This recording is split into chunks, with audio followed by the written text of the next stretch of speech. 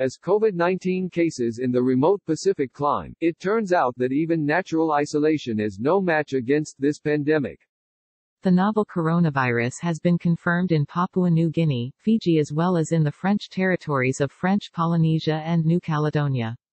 The U.S. territory of Guam has had 1 death from the disease and 51 confirmed cases of infection, believed to be the highest total of the small Pacific Island jurisdictions. In an effort to keep the virus at bay, the authorities have put a range of policies into place from Palau to Tahiti, including travel restrictions, school closings, lockdowns and states of emergency. Tonga, which currently has no confirmed cases, has banned public gatherings and foreign nationals. Tongan Prime Minister Poiva Tuianitoa said on March 23 that COVID-19 is an imminent threat and requires a significant and coordinated response.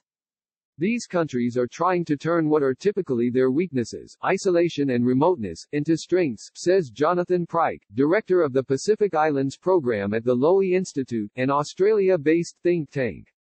Because the health systems are so fragile, so stretched, they just would not be able to cope with a major outbreak, he tells NPR. Yet in throwing up these barriers, Pacific Island nations are also expected to decimate their economies in the process as they are all highly dependent on the outside world. Whether it's tourism, foreign aid, imports or immigration, all of these things are going to be highly curtailed, Pryke says.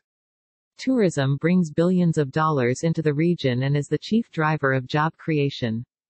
Fiji, for example, is the most visited Pacific Island nation, according to the South Pacific Tourism Organization.